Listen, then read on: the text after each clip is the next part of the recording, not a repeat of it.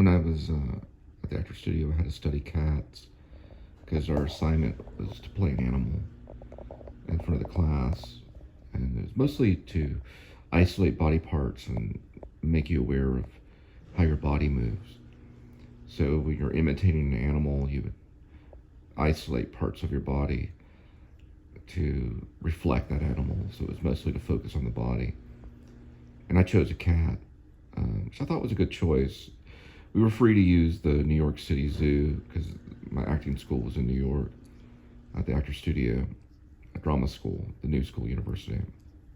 So our professor said, you're free to use the New York City Zoo, which is in the Bronx, or you go to a pet store. But he wanted us to actually really study animals.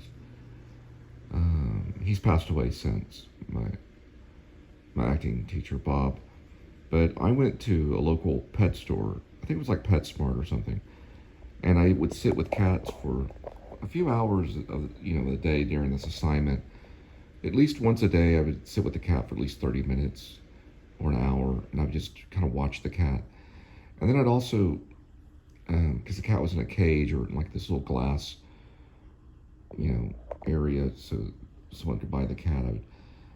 I would also watch the cat inside, clean himself and count how many times the cat would,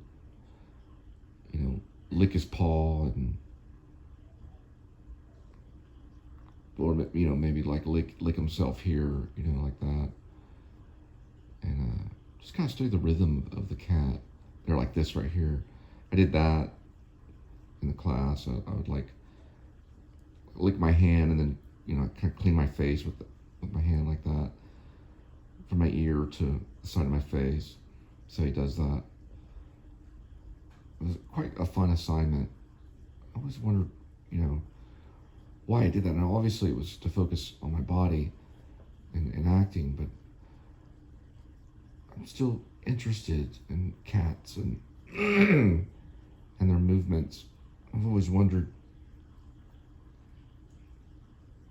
must have been something else I was learning, something underneath the lesson. I always feel that, there's always something underneath.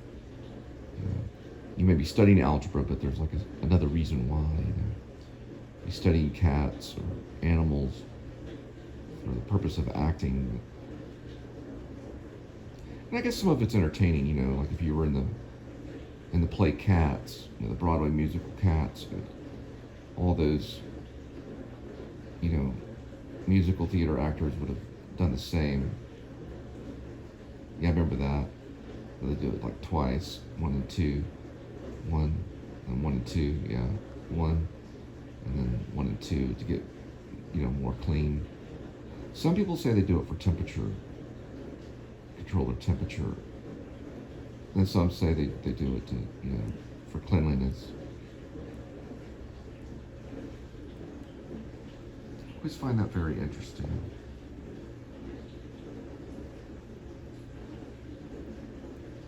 That's how he cleans his paw, he licks his paw, and then what was that? And they hear, I think, it's like 100 times better than dogs. And they can smell 100 times better than dogs, too.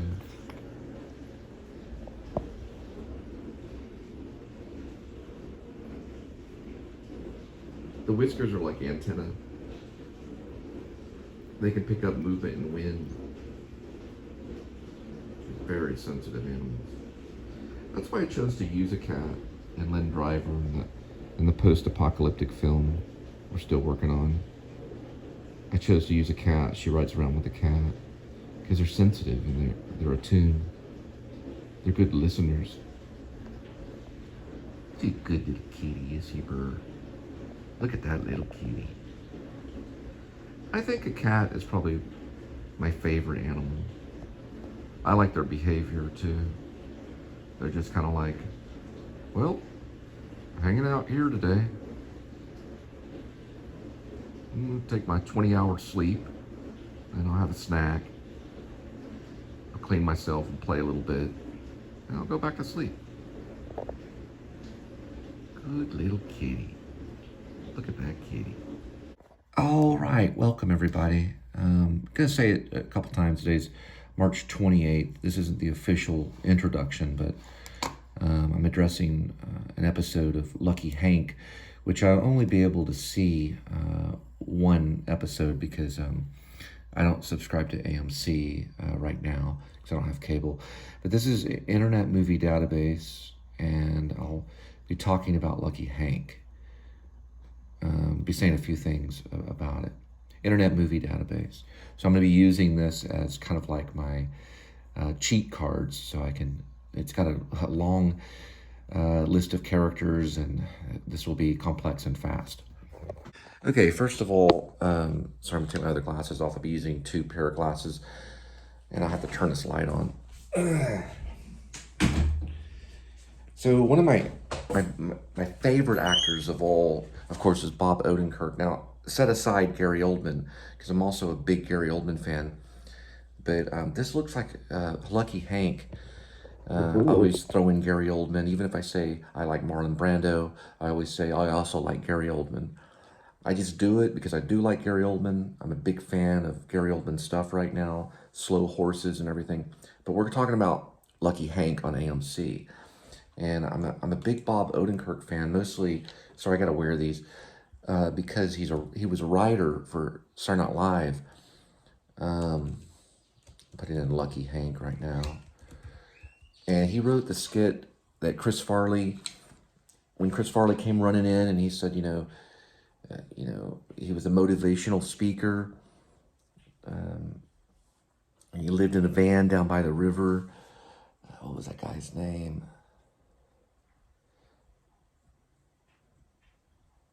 I can hear Chris Farley screaming it, but I can't think of the guy's name. I'll just find out real quick. Bob Odenkirk wrote that. I live in a van down by the river. Looking it up right now. Matt Foley, right? Okay, Matt Foley. Everybody knows Matt Foley. Well, that was created by Bob Odenkirk, and if you know me, my favorite show that they've done on AMC is Better Call Saul, not Breaking Bad. Although I do like Breaking Bad. My friend Charlie Baker was in it. He was Skinny Pete. And don't know if he met Bob Odenkirk. But I remember I used to talk a lot when I was a banker for about 4 years. I talk all the time about Better Call Saul, and I told everyone to go see it immediately. And was a big fan of Bob Odenkirk because he's a writer of Saturday Night Live, and he wrote himself on the star show Better Call Saul. Had a small little role as James McGill, Saul Goodman, and Breaking Bad, and then he wrote himself into that show as well as writing himself into Better Call Saul in a way, because he had writing experience from Saturday Night Live, so he was a writer. Kind of like also I like Sam Shepard, who was a playwright that wrote himself into cinema. But anyway, we're going to talk about Lucky Hank. I think it's an important show, and I really like to see these types of shows do very well. I'll show you what I'm looking at right here. There he is right there. It's Bob Odenkirk playing this very serious professor. I think I've already quoted it one time in one of my vlogs where, he says, you're here, and this is mediocrity, and you're at the capital of mediocrity, in this one segment, and he insults a student. So this particularly, I'm predicting definitely 3 seasons. Whether it goes further than that, I don't know. It depends on the writers. But we are dealing with Paul Lieberstein, who was Toby Flenderston. Toby, he was Toby from The Office, and that's who I'm looking at right now. I'm about to click on Paul Lieberstein right there. There he is. You can kind of see him. He's a producer now and an actor and a writer. He was Toby. He was the HR guy, the one that Steve Carell hated, the owner of The Office. He hated him because he was the HR guy, and they didn't get along. But Toby had to kind of find a middle ground and peace and stuff.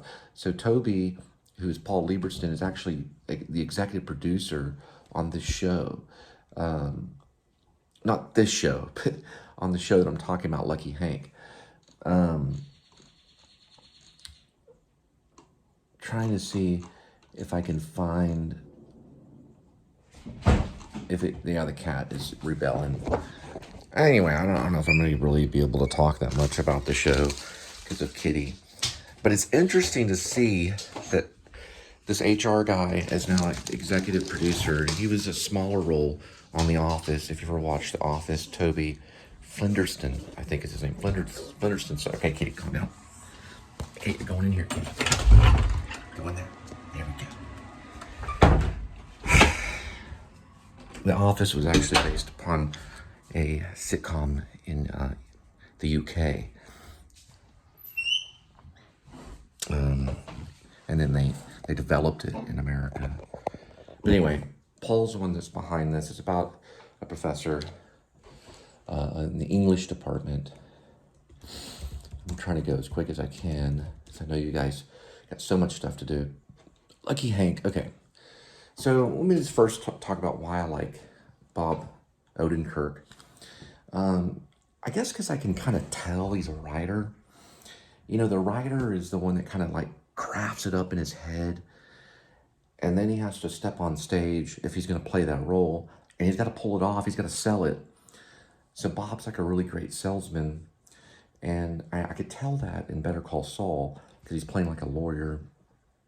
And I like to watch him sell. And Saul Goodman was always, you know, a salesman type.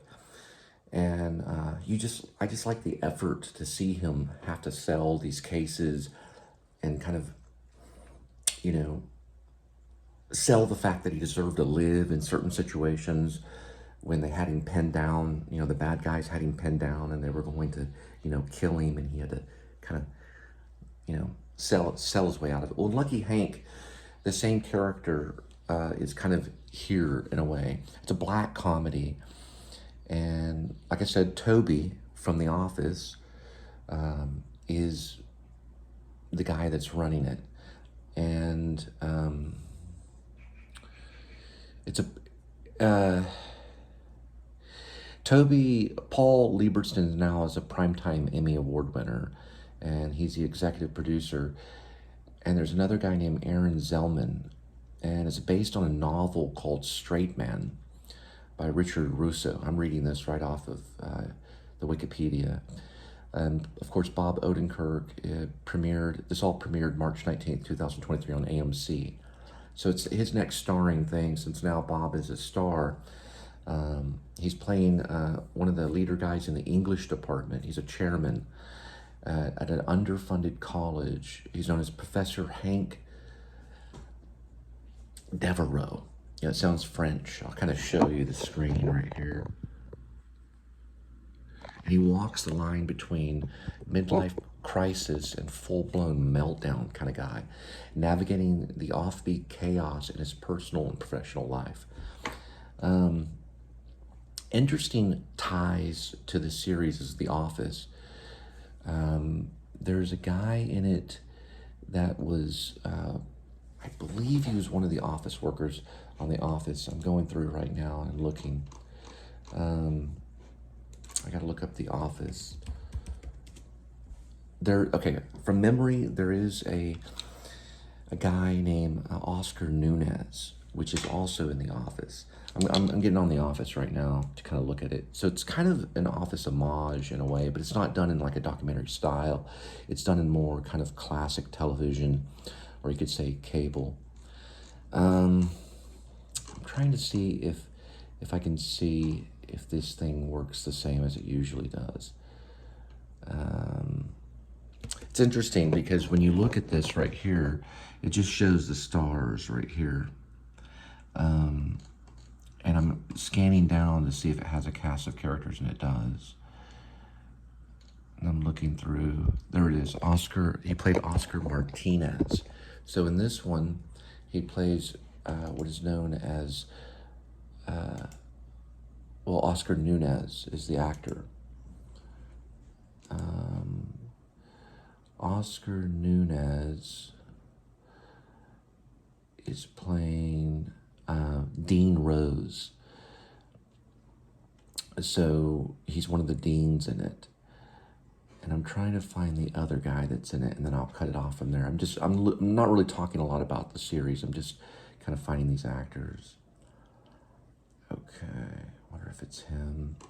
Anyway, what I'm recognizing on this is I think the guy's from Reno. He's a black actor. I want to say he might be from Reno.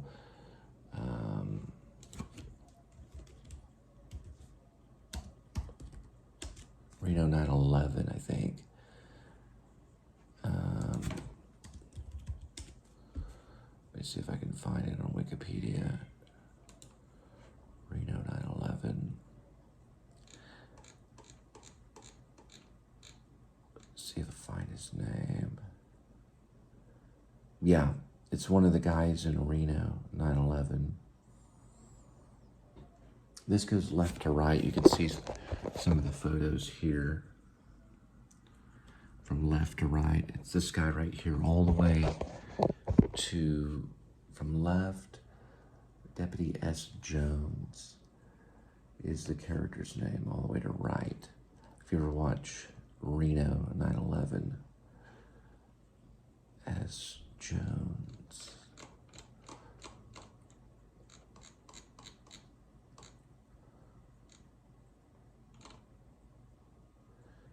Yeah. Maybe I can do it this way. Deputy S. Jones, Reno, and see if it pulls it up. It does pull him up. A cast of things. Deputy Jones. Just kind of pulls up a lot of joke stuff. See if I do one of his photos on it to see if he maybe pulls up from there.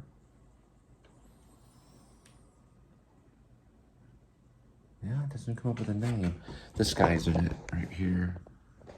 Pretty sure.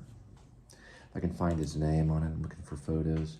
It's amazing how hard it can be to find people's names on this. All right, so we know it's Deputy S. Jones, and that's the name of it. Yeah, Cedric Yarbrough. And we go all the way down to Lucky Hank. He's the main cast. He plays Paul Rourke. And that's all I wanted to say.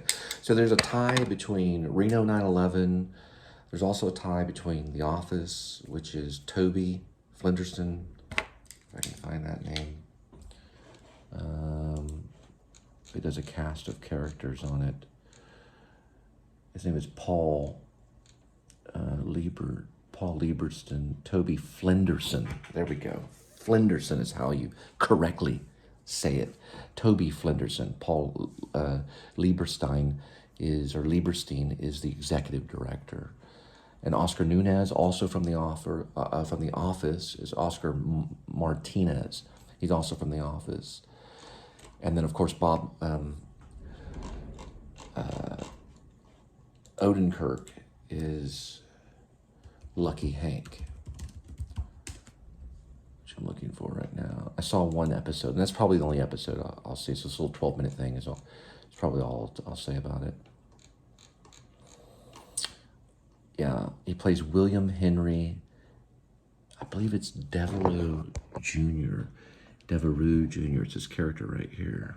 Anyway, I'm predicting maybe 2 to 3 seasons of Lucky Hank. Maybe more, we'll have to see with the writing. The reason why it's going to be tough is because it has tons of literary merit. And it's going to quote a lot of literary merit. And it can get a little, I'm going to say literary meritary. Well, I was going to say bookish, but that has to do with if you're a musician trying to book a gig. But it's going to have a lot of literary merit. It's going to have a lot of English department stuff. And usually those school shows and stuff like that, and those college campus shows, they don't go for that long. But The Office did, so we'll have to see. I'm predicting at the most 2 to 3 seasons, but we'll have to see. But it looks a lot of fun. Now, I have to admit, I have to go back, and I'm going to say that I think that Bob Odenkirk, his role as Saul and Saul Goodman, I think that's probably going to be one of his best roles ever. because it was his breakout debut role, and he was really on fire in that entire series. I did not see the last episode of Better Call Saul. Anyway, thanks. Okay, I'm still watching Lucky Hank, and it could be there right on the same level as Better Call Saul when it comes to Bob Odenkirk's performance. It's definitely, the role is definitely more worthy, and it's very important. The more I watch it, the more weight it comes down on me, and I'm thinking this is a very important show. For one thing, one of the actresses in it, if I'm not mistaken, it appears to be that she's actually a really handicapped person, and that right there is very important in today's society, and in inclusion, and also in giving accolades to all different types of actors and actresses. So I hope it gets at least 4 or 5 seasons, maybe even longer. Whether it goes as long as Breaking Bad, I don't know. But it's very important, so I'll just say that, and I hope a lot of people are enjoying it. Lucky Hank, it probably right now, it could be the show that I'm most sought after right now. It was Slow Horses, I'm not going to lie. I thought Slow Horses was really cool, and I wanted to see that. But now my target's on Lucky Hank. I really want to watch that. So it makes me want to try to access AMC rather than the other one, that Apple TV. I think Apple TV is what Slow Horses is on. But I'm just kind of being honest with you. I'm enjoying it. It kind of has that fantasy aspect of, if you were a chairman of an English department, what would your life be? I'm really getting that kind of aspect to it. And I'm really getting, suckered into it. Is the performance as great as Better Call Saul? Probably. Is it as important? Definitely. Is the show more important? It's on that level. It's groundbreaking, especially for the universities, for the English departments. They're all going to love it. There's a good chance this thing could get a very long run, maybe even 5, 6, 7 seasons, maybe even longer, hopefully. We don't know. Like I said, they may have said the same thing about The Office. We'll have to see. Now, am I going to get AMC? Most likely not. I'm not going to be able to. So I'm going to have to hear about it, read about it, watch it off YouTube, things like that, because that's my life. Now, there was talk of me, was I going to go off and get Apple? No, I'm not going to go and get Apple TV because I can't afford it right now. But one thing I will do, when Killers of the Flower Moon comes about, I'm going to buy it right off of YouTube. Now, can you get Lucky Hank off YouTube? Yeah, you can, but you have to hit this button and subscribe and pay a little bit of money. Can't do that right now. I'm enjoying the little sneak peek. I'll just show you right now. There's the sharp tunnel well. But this is it right here. And it's off of Lucky Hank, starring Bob Odenkirk, pilot full episode series premiere. It's got 74,000 views. So you can kind of see it right here. So you get to see the pilot for free right off YouTube, just simply hitting the button. Anyway, I'm still watching it, really enjoying it. The thing is about Bob, one last thing about Bob before I head off today, because I got to drop food off of your doorstep. Not Bob Odenkirk's doorstep, but if I did, listen. When I met James Patterson, I didn't even ask for his autograph. If I saw Bob Odenkirk, I'm going to get his autograph, okay? It doesn't have to do with the literary merit of the person. Why people seek autographs, I don't know. It could be your own personal connection with the actor or the writer or whatever. Now, if I saw Stephen King, going to get his autograph, that kind of thing. There's certain people, Gary Oldman, autograph. Even if I was on set, I was like, Gary, no, autograph this for me real quick. It's a little poster copy of Dracula, and now I need you to stand over there and we're going to get some camera angles on you. I would do that. I'm just a fan.